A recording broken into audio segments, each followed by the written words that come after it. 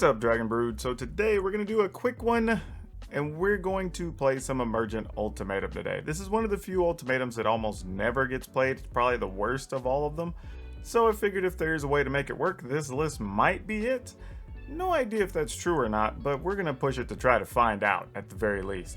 But, you know, I'm going to ask, if you haven't, please remember to hit the like button, hit the subscribe button, hit the notification bell, and help us get to 10,000 subscribers by February 1st.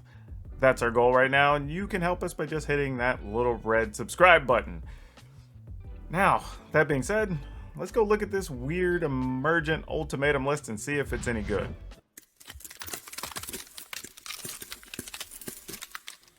Alright, going down this list, we're going to need a lot of mana, obviously, so you're going to see so many mana sources in the stack, or ways to get lands, just because we're going to try to hit that ultimatum. That's really what we're aiming for here, right?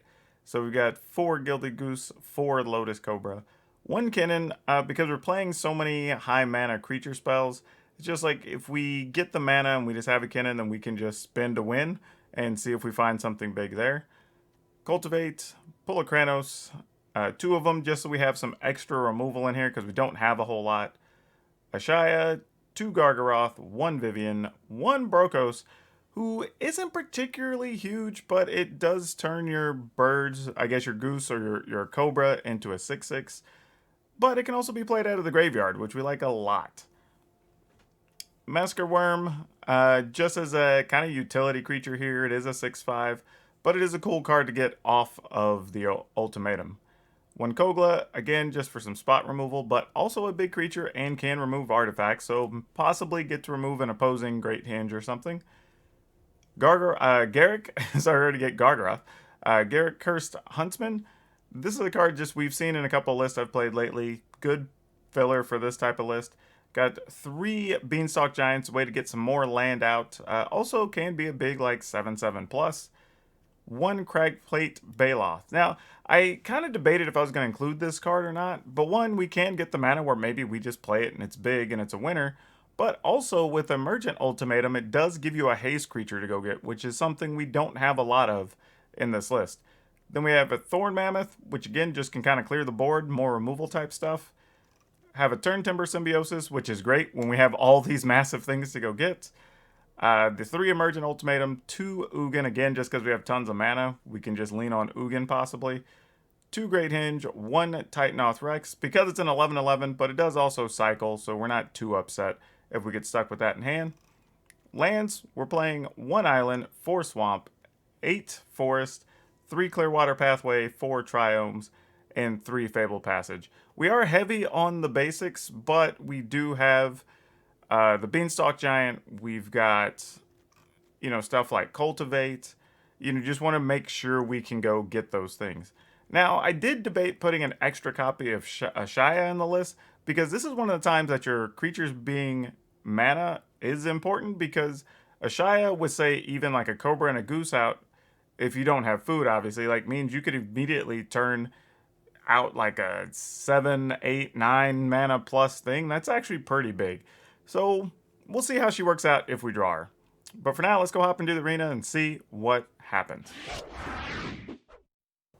Okay, we get to go first. Sure, we'll keep this. Mostly because it has enough things to go find mana. However, if the opponent has a fast draw, we're just dead here. Alright, let's go ahead and lead with this Triome. Put that in tapped.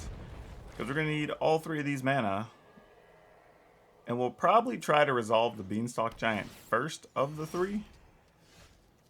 If given a choice here. Unless they tap for something, then we'll go ahead and Cultivate. But if it looks like they're going to leave some mana open... don't love that, honestly. Don't really want to get our Beanstalk Giant countered, but I guess we have to. Okay. Here comes a Jiraiya's Disruption. Oh no, actually it wasn't. Look at that. Huh. Well, that'll show me.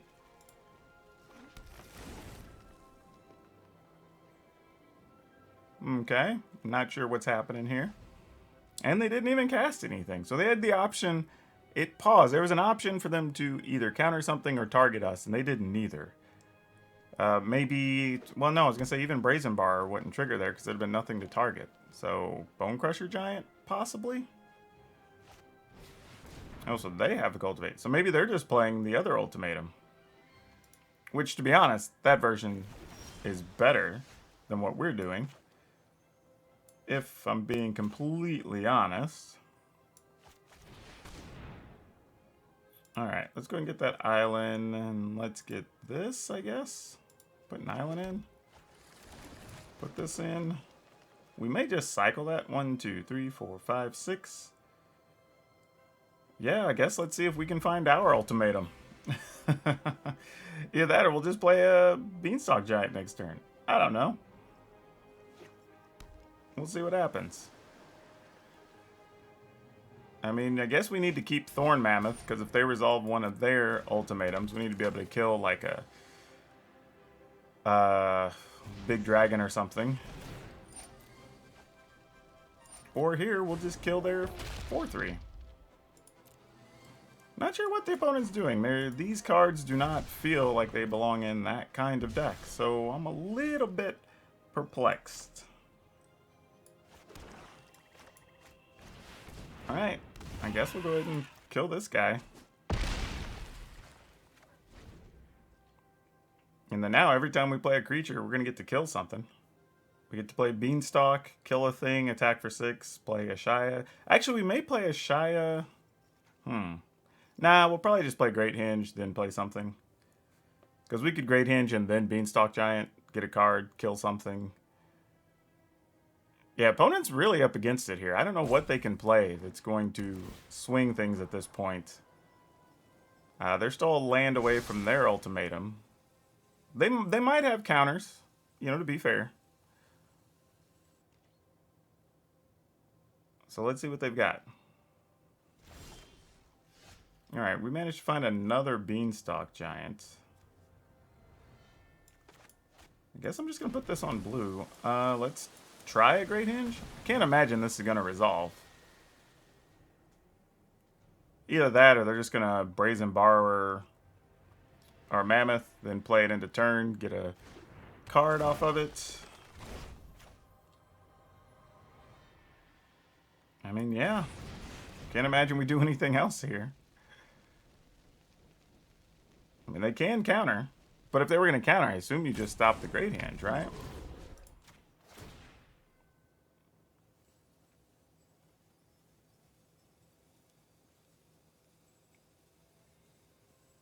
Yeah, I don't know what's going on here.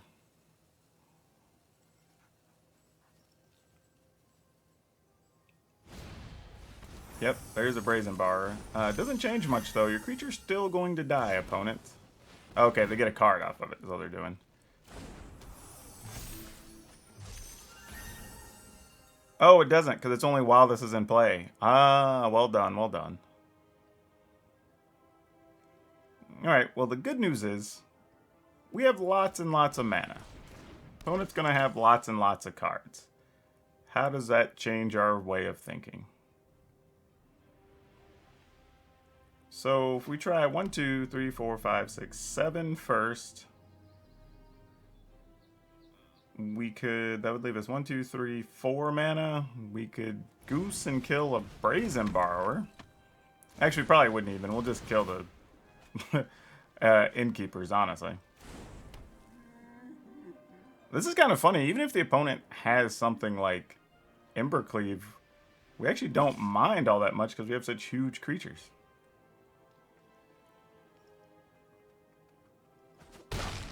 Alright, well, they might have another Brazen Borrower, but if they do, so be it. Let's go ahead and lead with this. Because if it comes into play, it gets to fight something anyway. So let's take out an Innkeeper, stop some of these shenanigans.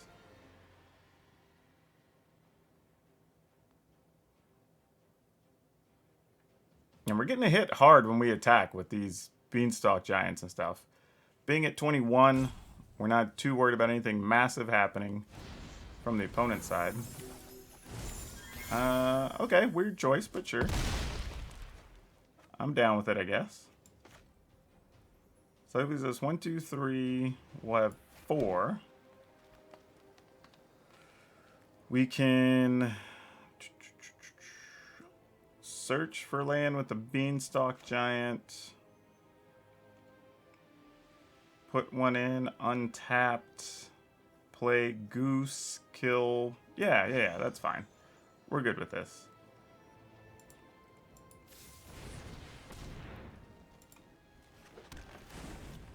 You want to play Goose, get a card. We'll target Edgewall Innkeeper.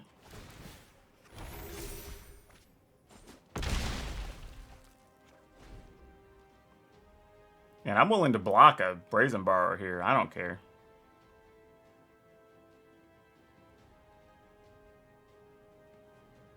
Yeah, now our hand's stacked and we have tons of mana. It's at 5, 6, 7, 8, 9, 10, 11, 12. So yeah, we can cast 2 things out of our hands. A couple different ways. We could go Beanstalk Giant into Gargaroth. And that's not counting what we even draw off the top. Or we could just play a Shia if we just want a big 10-10. Yeah, I don't know if the opponent will attack or not with their Brazen Borrower. But we've killed their value engines, getting rid of both Innkeepers. Alright, so they're just going Beanstalk, trying to fight the fight, I guess. Yeah, I'll block. I'm about it.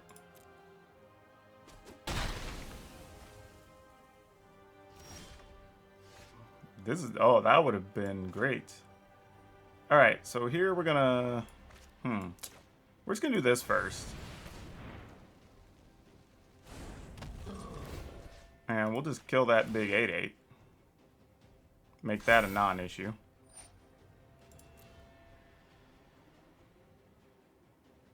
And then... Oh, we actually didn't kill it. We only dealt that... Oh, I forgot. It's not our Beanstalk dealing the damage. That's a mistake on my part. But... That being said... We have more big things.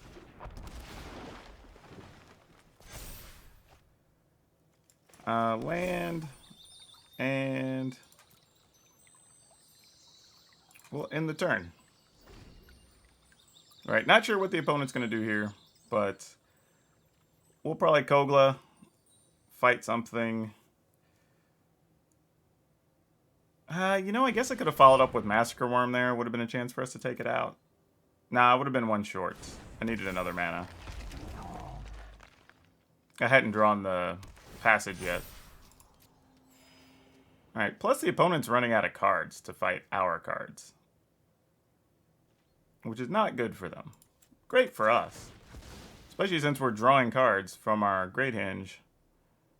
I guess we get another swamp at this point.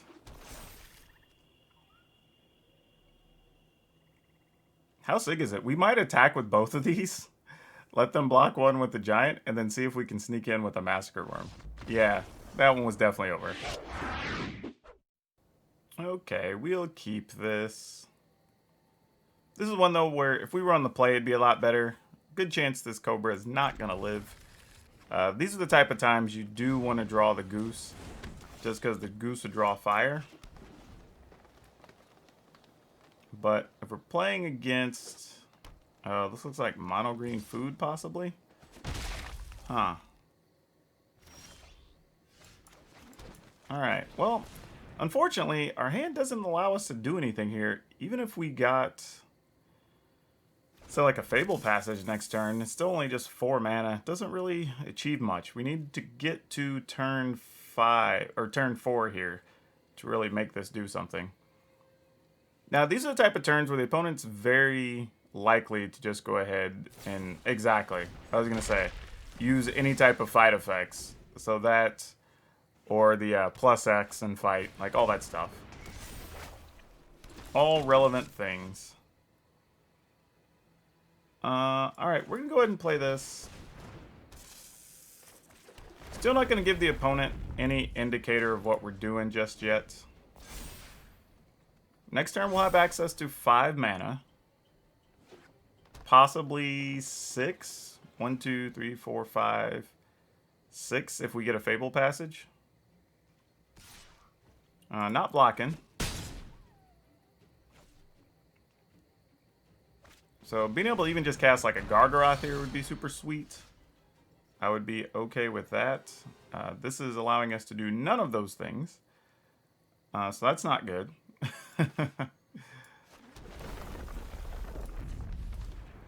Yep, we have a hand that's just not doing anything here.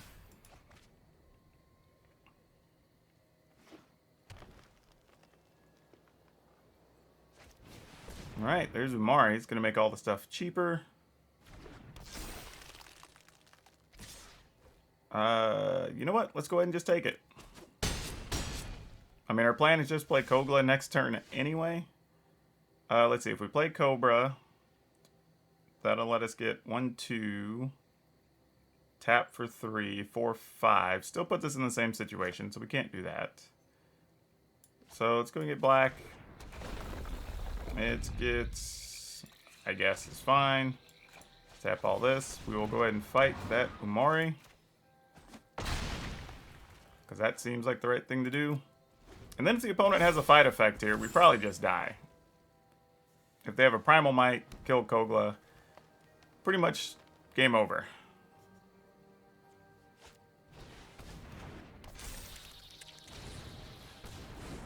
Alright, well the good news is the Lovestruck Beast is not going to be fighting anytime soon. And we did kind of fight our way back to getting a Great Hinge that allows us to do some things with the Cobra. Alright, so we might have worked our way back to some semblance of normalcy and respectability. Ooh, what do we do with this? I think, if we play this, we'd have 1, 2, 3, 4, 5, 6. We could get black and play this, which doesn't necessarily help us a ton.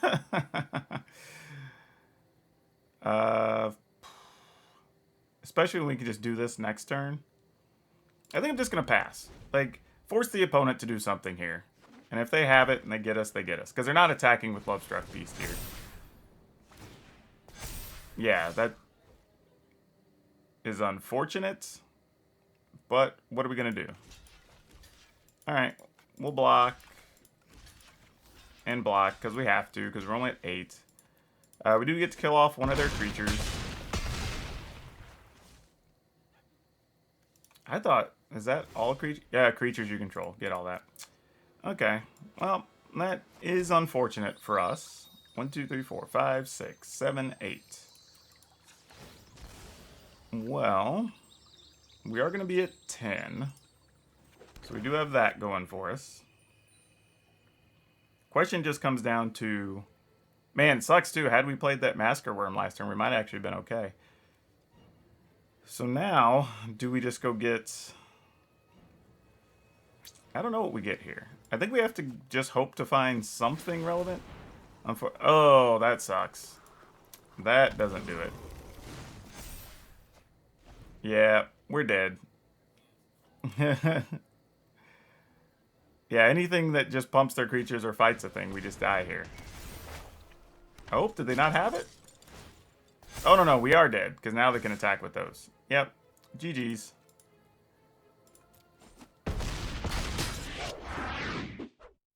Alright, we definitely have to mulligan this one. Oh, and this did not help at all. We're going to get rid of Cragplate. We can at least cycle Titanoth Rex, so we'll keep that. Not that that's really how we want to be using that card, but hey, you know, sometimes situation is what it is. Beggars can't be choosers.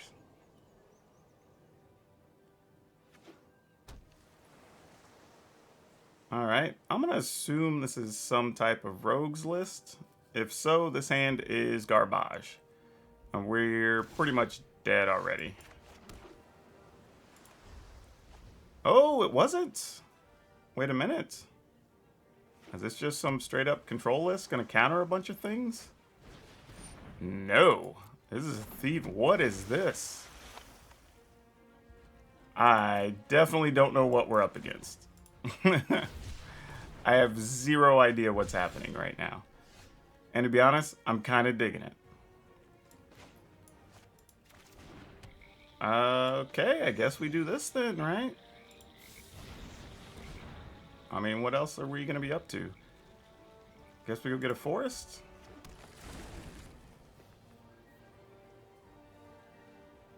I mean, we're going to take our merfolk beatdown?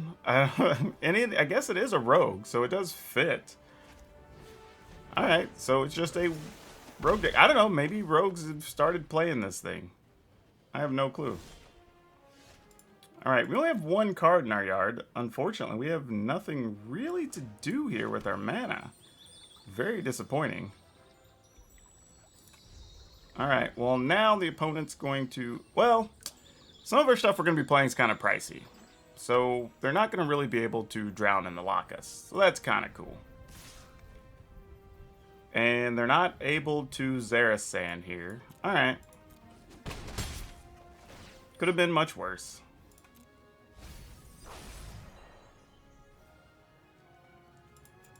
I have a feeling whatever we play here is about to get countered pretty immediately.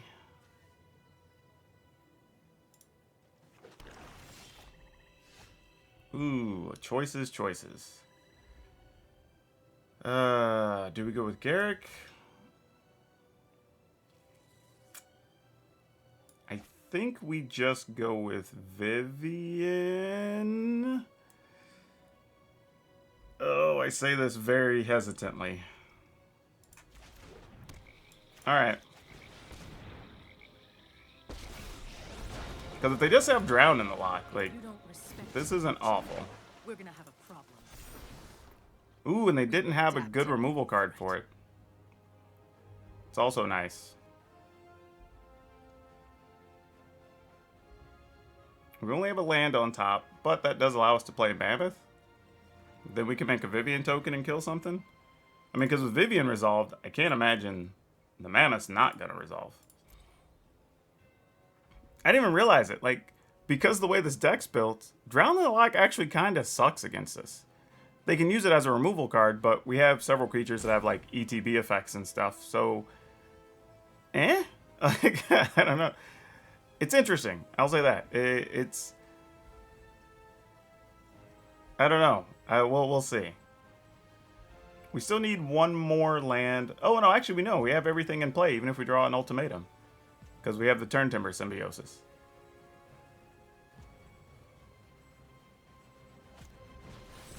Alright, that makes a lot of sense. I don't fault them for that at all.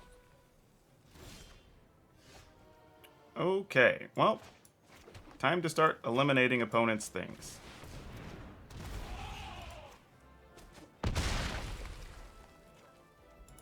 Alright, getting in there. Because if you attack for 2, I don't care. We're just going to start bringing the pain. You're going to have removal cards every turn.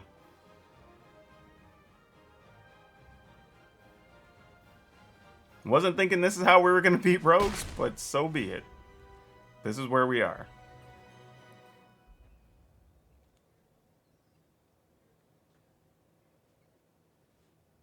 And our stuff's big too, so we don't have many things that they can efficiently kill with Bloodchief's Thirst, right? So that's something else we get to keep in mind. Alright, no Xerath Sand. Not that it would have been the worst thing. They would imagine they go get Vivian. Well, that's not true. They might have got Great Hinge. Okay, that is slightly annoying, if we're being honest. Though... we could play Garrick, kill it, then just leave back a 3/3. And then just give up Garrick. If they have a removal card. I'm actually kind of okay with that, though, because we'd be dealing 6 to the opponent.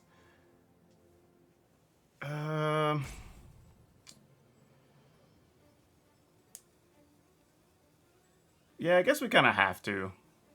I mean, the other option is we could just play this, let the Mammoth fight the Nighthawk, then just keep attacking, which is also reasonable.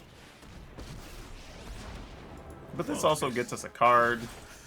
I hunt bigger game.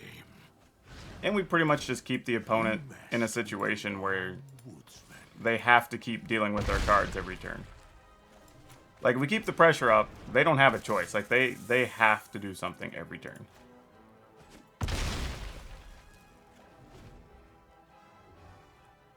Like, now just killing Garruk doesn't do enough for them, because they're going to take 11 next turn. Yeah, this is probably GG's here. Okay, not completely. Though... 1, 2, 3, 4, 5, 6, 7, 8. If we play Ugin minus for 3, then we attack for 6. Oh, don't we have to do that? Like, Ugin just deals 3. Duh. That's Ugin's other ability.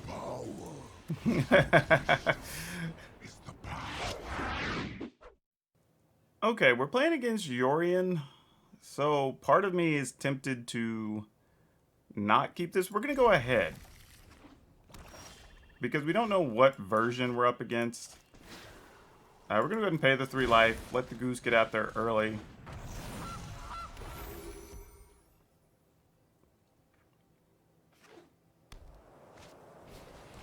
Casket, great.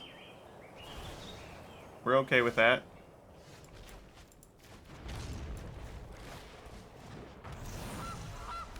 I mean, our goal here is really just kind of set things up, get to where we can play some of these big cards and survive them playing Doom Foretold.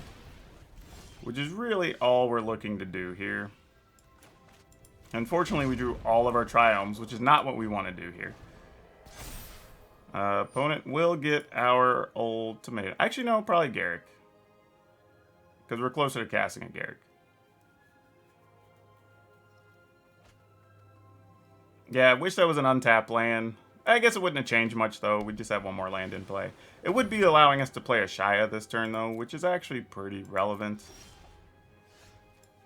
That sucks, too. Now they're going to blink that, and they're going to get our Ugin. Blech. Makes me sad. Alright, well, we'll go and play this. Okay, they get rid of our graveyard. Not a huge deal. Next time you're dead. Alright, so... Actually, that does go away, so they don't get to blink it. So that's cool, I guess. Good news is, we don't have much either that Apparition really deals with. So that's kind of nice. I mean, obviously they could have something like Elspeth Conquers Death, which is probably what happens here to this Ashaya. But now we just need to draw an untapped land. Oh no, they had Murderous Riders. Didn't see those coming. Alright, well I guess that means they don't have an ECD, because that would have definitely been the card to play there. Why are you looking at my mana, opponent? Massacre Worms. Okay, opponent's doing some tricky things over here. Well, we are a mana short, unfortunately, of doing what we need to do. So, yeah, we're just kind of sitting here going to take our beating.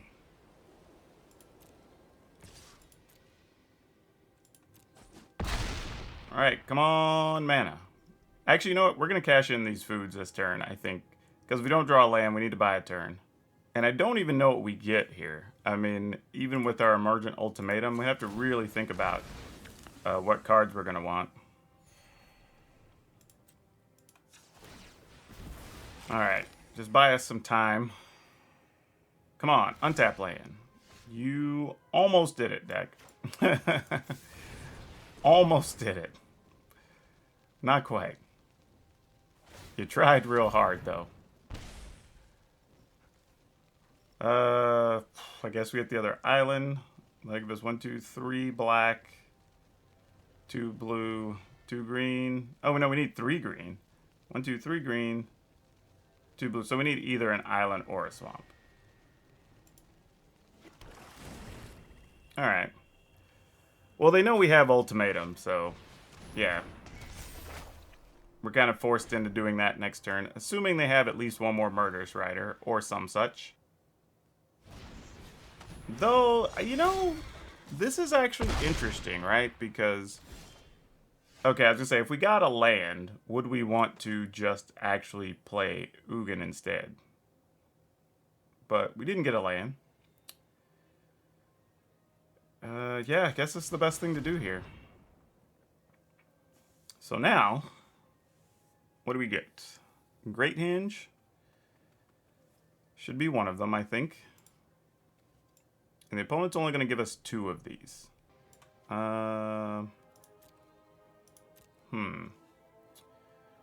We can get Cragplate Baloth, which they can't do anything about. And we can get Kogla, which will kill something.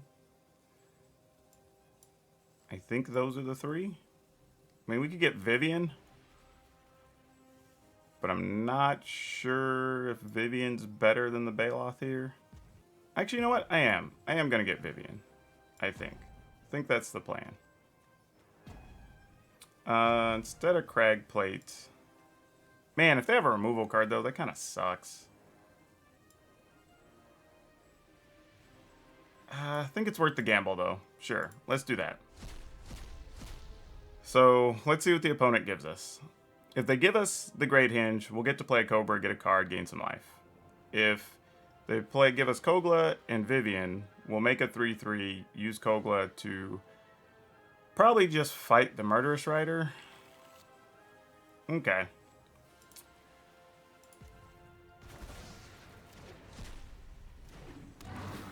I wasn't sure if I wanted to fight Murderous Rider, if I want. Yeah, I think we do. Because if they don't kill the Kogla, we'd still get to take out an artifact or an enchantment next turn. A world of monsters. This is my With reach. paradise. Every day is a new mutation. We're definitely losing Ugin. That's not even a question. We knew that was coming. And we are going to lose some life to the Massacre Worm as our creatures die here.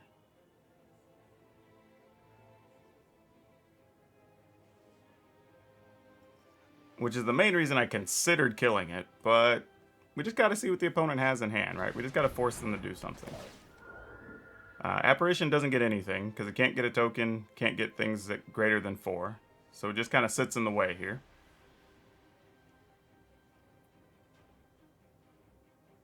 Man, having that land on top, knowing we were going to lose the Ugin, that's like a tease. So much.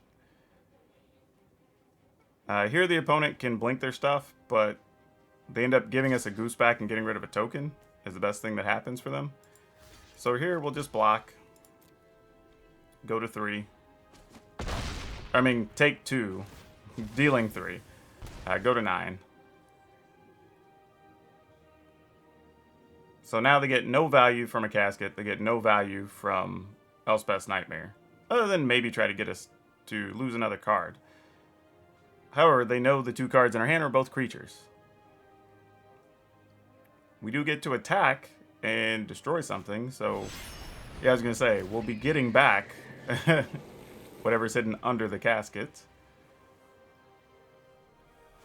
If we want to. I mean, the opponent could just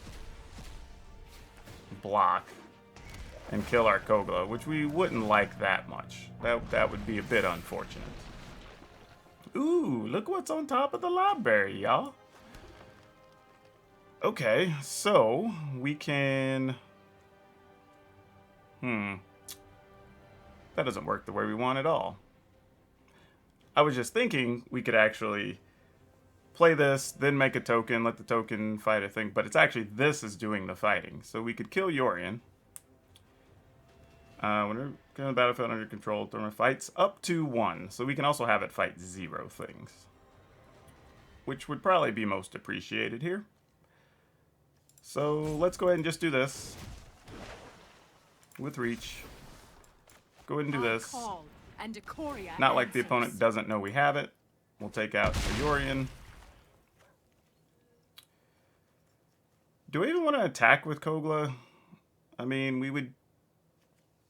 I mean, they don't get anything out of our hand. We get back Gilded Goose, gain life. We would kill the Massacre Worm.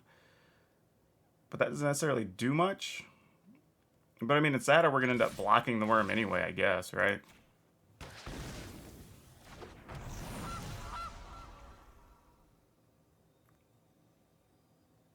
I mean, I guess now if we're going to do it, now's the point we get to keep the Kogla. So yeah, that seems reasonable, actually. I didn't think about that interaction. That actually makes a lot of sense. I'm okay with that. And if the opponent just shatters this guy this turn, we don't really care. Because we have access to 2 big creatures. We've got Vivian. We've got this guy coming. Yeah, so we're actually okay here. Yeah, kill a goose. All good by us. Doesn't change anything. Shoot the opponent. Make a token. Now I want an ultimatum. Come on, let's cast an ultimatum. Yeah, those Elspeth's Nightmares really don't do much to us. So, yeah, even our spells mostly are big creatures. Outside of, I think, 4 Planeswalkers and the 3 ultimatums. Yeah, I was going to say, I'm not sure what the opponent's play is here. Yep.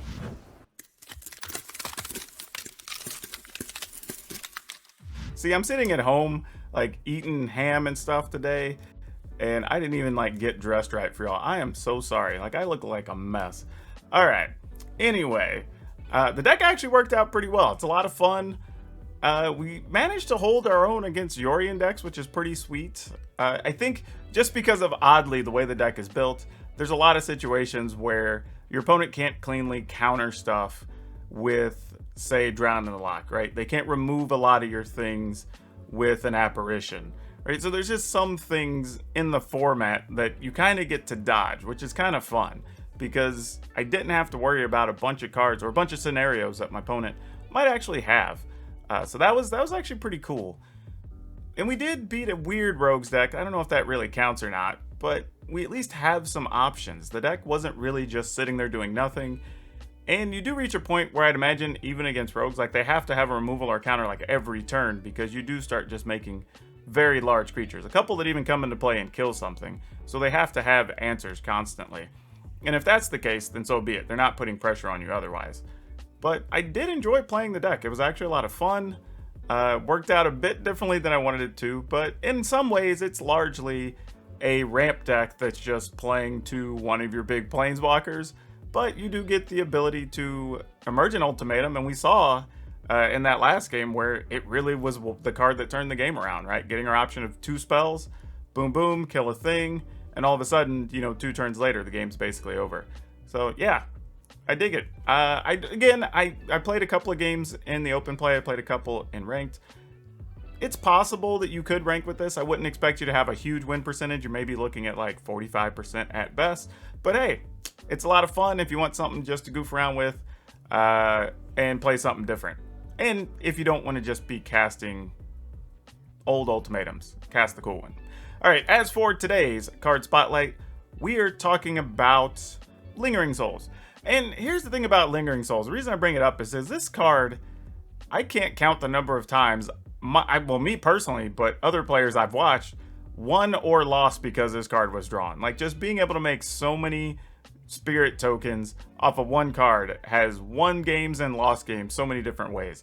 This card is very good, and it still gets played, you know, even in like modern and sometimes in legacy, right? The card actually does have some weight, and it does a good bit of work for a very low cost. I dig it. This is a card I think is just cool to bring up and just say, man, lots of memories around this one, on both sides of the fence, winning and losing. Remember, if you want to get this deck list, join us over in a Discord, just talk about Magic or get deck help, or even come follow us on Twitch and we'll get some of our giveaway action over there. Or, you know, visit one of my sponsors or buy some merchandise. All the links for that stuff is down in the description below. Remember, if you buy anything from TCGPlayer or Amazon using the links in the description, even if you don't buy the item that's linked, if you purchase something within 24 hours of going to that link, I get a small kickback and helps me out. And if you haven't, remember to please hit that like button, hit the subscribe button, hit the notification bell, and help us reach 10,000 subscribers by February 1st. I got some cool stuff if we get it. If we make it happen. I will make it worth it. I promise. But I need your help to get there first. We have about 5 weeks. Let's do it. And that's all I have for you for now. We'll see you next time.